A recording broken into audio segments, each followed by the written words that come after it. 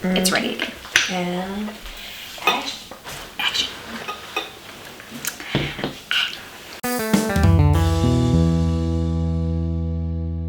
Welcome back to Tuesday Talks with Red, episode 26, where I know on the end of last week's episode I said this week would be starting our sister series, but I'm actually going to put a pause on that, so we'll pick that up next week because I feel like I need to insert this episode on making amends and what actually happened and led to what you probably saw this time last week, actually almost to the hour, when I did one of my biggest and most, I wouldn't say it was most difficult, but it was one that I thought I would never have to do or need to do amends with my birth mother. And so I feel like I need to address that now, and it's perfect time because I'm starting another group of recordings. So, I know through the weeds and carnage discussion, I talked a lot about CR, Celebrate Recovery, and how I got to realizing those three big weeds in my life, control, dependency, anger issues, and love and relationship issues, and how I've really worked through those. As part of making amends, though, there's a step in there where I touched on the fact that I have to go through and look at all the events in my life, the events and people that have shaped me to be who I am today, positive and negative, okay? And then for certain situations, like this situation with my birth mother, we get an opportunity to say not guilty. Like, I didn't have any contributing piece to that, right? So, part of this step also says when it's time for you to make amends, unless to do so would harm them or others. Okay, now we can't use that as a cop-out and be like, oh, it's gonna hurt me, or it's gonna, like, truly, if it's really gonna cause harm to them or others, then we get to do something called living amends, where we live differently around that situation, around those people, or vice versa. Or sometimes that person's not here anymore and we do a write a letter and either burn it or, lock it up, whatever we need to do, share it with somebody, to the person that's no longer here, or we have no contact with and we can't have contact with. So I talked about the fact that I forgave my birth mother years ago through a therapy and a lot of working on myself, and I truly, truly know that I did. Like, I did not have to worry about that at all. But I started doing my second step study in CR, where we kind of go back through the things we've done before, just at an elevated level. And so when it came to redoing that fourth step, and it's trying to see, is there anything that we've carried over from our last step study that we did, or a fourth step that we haven't really dealt with, I really didn't have anything that I hadn't dealt with.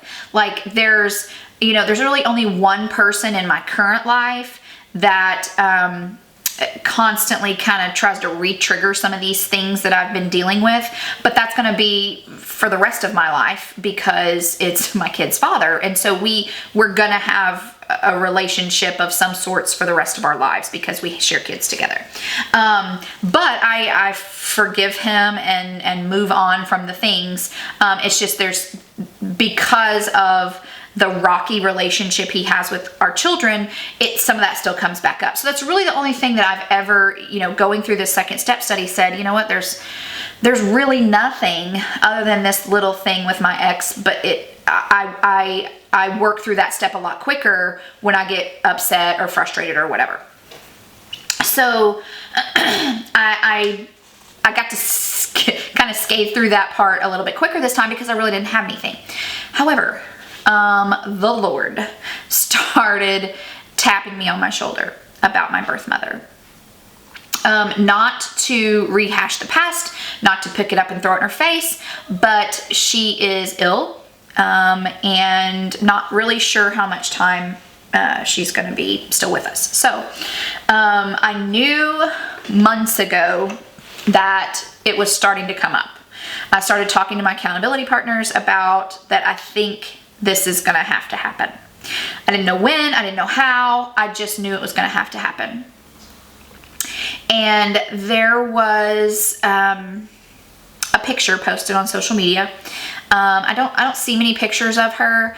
It's difficult for me to see pictures of her sometimes.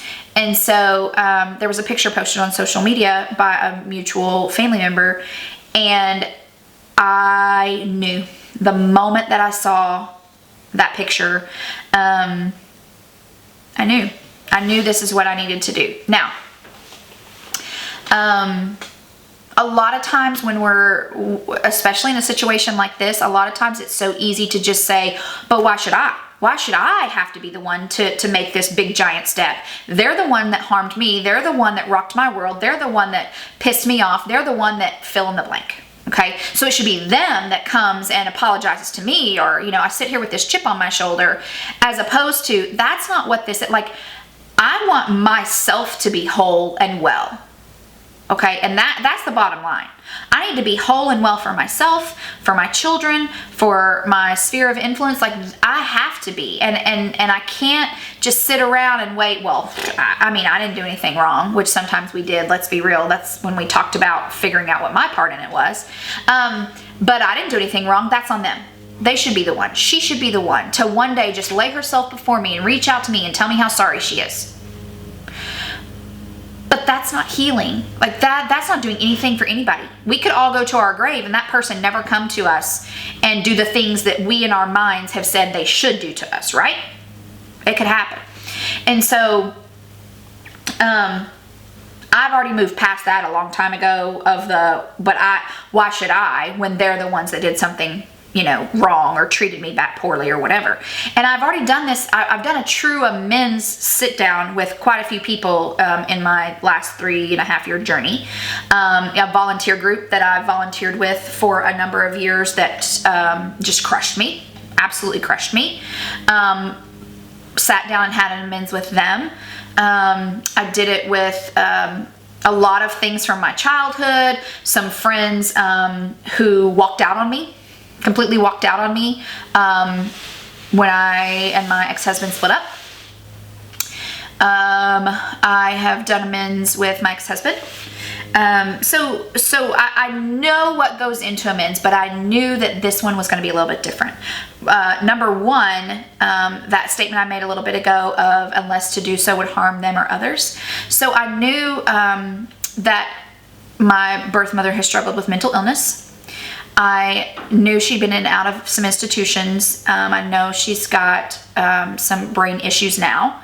And so I had to prepare myself to walk into this knowing that I probably wouldn't be able to there was no sense in trying to do a normal amends. There's no sense in bringing up the past. Because she's said before, when I told her some of the things, because she said, I wished I knew why you hated me so much when I was much, much younger. And so I told her. I wrote her a 9-page letter front and back, and I told her, this is everything. And her response was, I wished I would have known. You were there. And so either she's forgotten, she's got a new altered state of reality. I don't know. It really doesn't matter. Like, there was no sense. I knew there was not going to be a sense in bringing it up. So the hard part about the people that know, that I've shared this with face to face, that know a little bit more, is, but still, like, it doesn't excuse what she did. Absolutely, it does not excuse what she did, but it does explain. It does explain. And how can I not have some grace and compassion for that when some of it was completely out of her control? Now, we could sit here and argue all day long a lot of the aspects of that, but it's not my place to judge. I've moved on past it. I have forgiven her. I've used that as a springboard to get me to a point in my life that I never could have dreamed is where I would be. So for that, I'm thankful. Am I thankful for the situation that happened? Absolutely not. Am I thankful for the work that I've put in coming out of it to get me to this place? Absolutely. Okay. So we met, and there were a couple of moments where she tried to lean in and ask some of those same questions. And I just knew that this was not the time nor the place. But there were a couple of moments where I was able to bring some things home to help her truly understand why it was important for me to get out when I was 13 years old. So I took those opportunities. And I think we had, we did a lot of just catching up. There was a lot of tears shed by her, and I hate that. But I also tried to put myself in her shoes. Like if Belle or Luke were to completely walk away from me for 30 years, and I didn't know why, whether I really did know why or not. I mean, trying to imagine getting to see them after 30 years. So I tried to put myself in her shoes. It ended well. I think, I know that I went for her. I know I did it for her, that she needed it. She needed the closure. I had closure years ago, but she needed the closure, and I was obedient. And that's really all that matters. That's really all that matters, is that I was obedient. And because of that, looking back now at, what I stepped into Celebrate Recovery for was control, codependency and control, love and relationships, and anger issues, right? I shared in CR this past Monday night that the date situation that I talked about a couple of weeks ago, and what happened out of that, and then this situation with my birth mother, there were so many opportunities for all of those things to come up. And what it validated to me is that I have really learned to struggle well with those. And I don't even really struggle as much. I mean, they come at me. In both of those situations, all four of those components came at me, right? And because of the tools that I've been working on and putting in my toolbox, I was actually able to respond in a way that I never dreamed possible. I just never dreamed it was possible. I thought when I ever was willing to open myself up to anything romantic, that I would tank it, because I don't trust people. I am who I am. I have these love and relationship issues where I kind of can hallmark things in my brain. I didn't. It was so compartmentalized. And I'm thankful for what happened with him, because it validated what's happened. Bless you, Belle. And the same thing with this step with my birth mother. It was time, and it validated that I didn't feel like I didn't have that codependency to not rile up in me in the relationship, nor this. It didn't rile up in me to be like, oh, I need to whatever for her or for him or what. It didn't happen, and it proved to me that it works.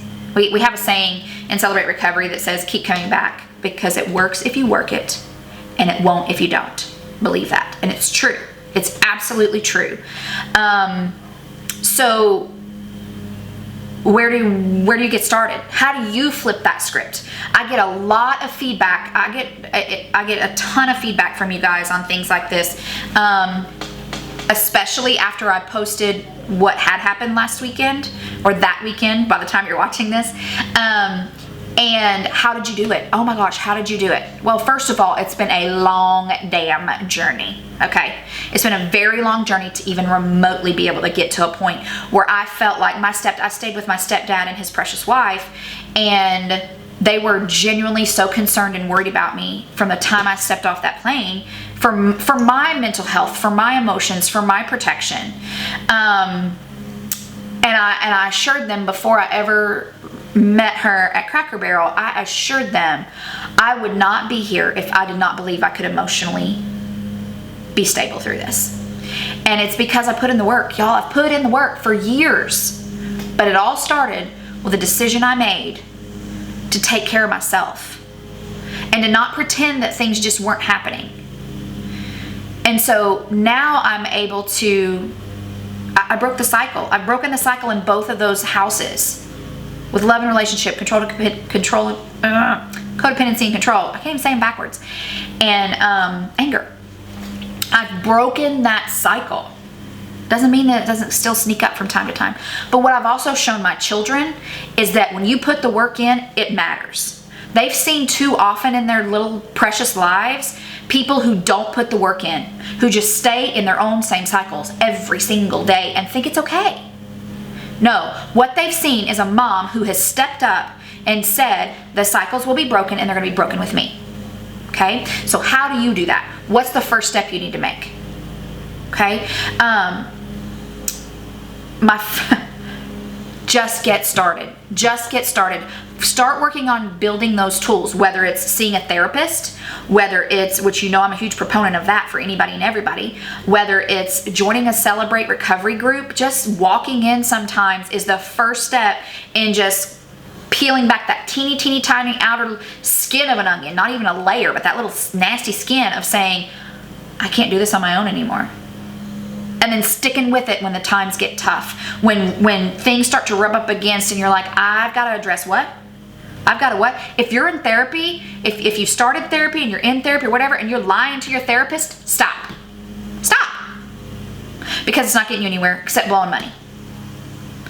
If you really want to see change in your life, if you really want to get to that point where you can stand up and say, I'm breaking the cycle today, you got to be honest. You got to be honest with yourself. You got to be honest with those that you're trusting to help you move through it and get through it, and know that it doesn't happen overnight. Like, nothing happens overnight.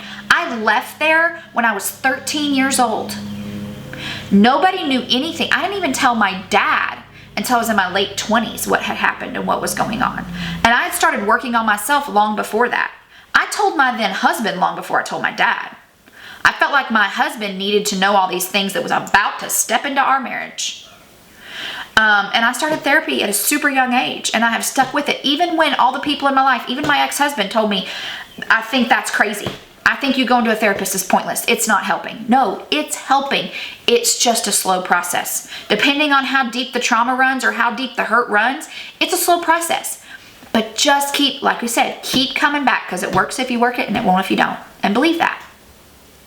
That's how you got to get started. Do your part. Do your part. Quit putting the blame on everybody else and do your part. Yes, there's blame to be put in the right places, but until I can start working on me, that blame does not matter. That blame is not going to matter. It's not going to help anything. It's absolutely pointless if all I want to sit around and do is whine and complain because of everything that everybody else has done to me. If that's where you want to live, you're going to die that way. You're just going to die that way, because you're never going to be able to get past it. And no one's going to want to be around you, because all you want to do is sit in your pity and complain. You know what? I don't want to be that person. And guess what? I'm not. I am breaking cycles, and people want to know about it. Guess what? You start breaking cycles and you start talking about that, and you change the trajectory of your kids' future and your grandkids and your great-grandkids, because you picked up the tools and started doing the work. Girl, I will get heated about this. Do your part. Otherwise, it's absolutely pointless. This was one of the things I wrote too is, but what if it causes more harm? Do not let that be an excuse. Now, like I talked about a minute ago, we have to strike that balance of, is doing this going to cause more harm than good? But don't use that harm thing as an excuse. Like, really, is this really going to cause more harm, or is it just going to be difficult? Is it not going to be fun? Is it going to be uncomfortable? If that's the answer, then let it go. That is not an excuse anymore. Do the work. Break the cycles. Move forward. Make amends. Do what you got to do to be a better version of yourself, to be a better version for your kids, be a better version for your future. That's what it all comes down to. Do the work. Trust the people to help you do that work, but you've got to do the work. You've got to put it in, or it's not gonna matter. So,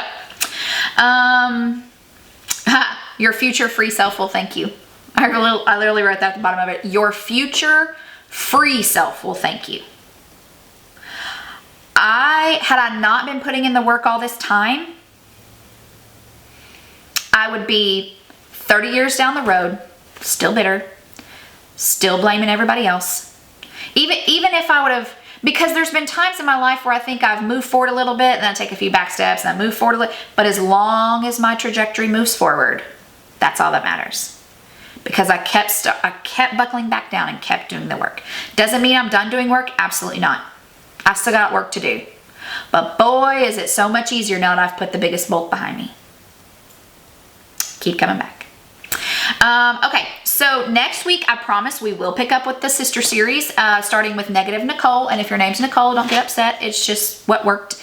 And we will talk about the impacts of just being an overall negative person and kind of recognizing why we are and why we got to stop and how to do it. So I will see you back next week. And I hope you have a great week in the meantime. Thanks.